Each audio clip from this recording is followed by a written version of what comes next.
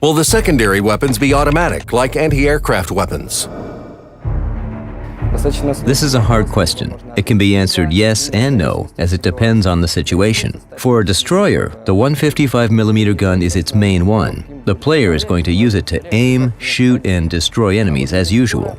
However, for battleships, the 155mm gun is a secondary weapon, so it will be aiming automatically and shooting at targets whose priority can be chosen by the player. Are you going to split buoyancy point for left and right side?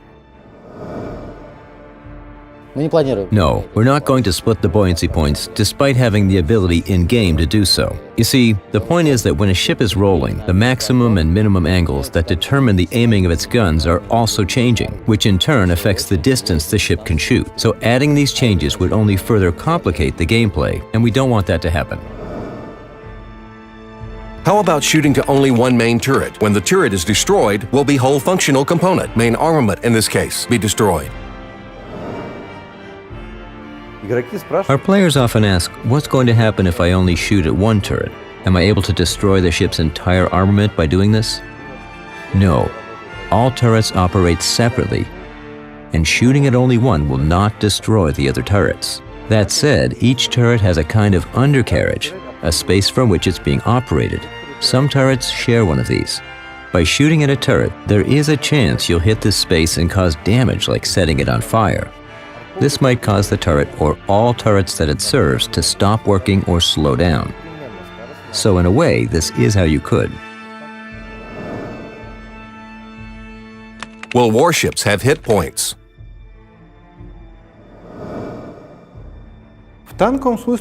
Ships are not going to have the same kind of hit points as tanks, and so we have a much more complicated system to reflect the ship's status that's based on two parameters, durability and buoyancy.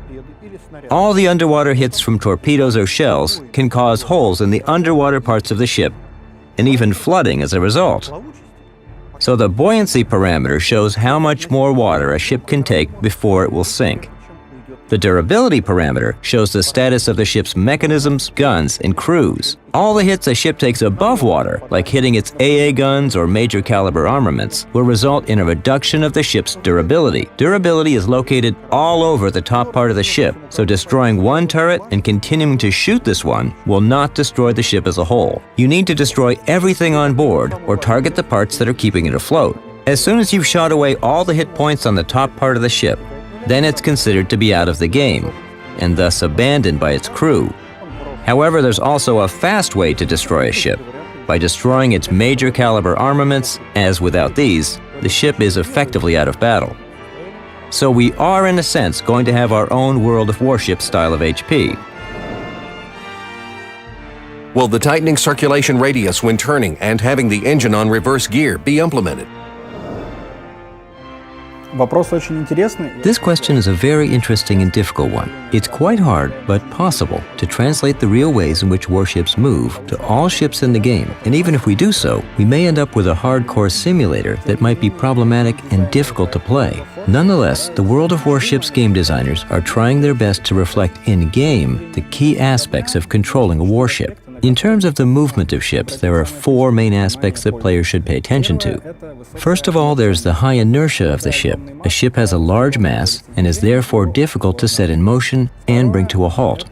Secondly, there is the slowing down of a ship when it enters a turn. Thirdly, there's the angle of list, heel, during a turn, the gyration of a ship.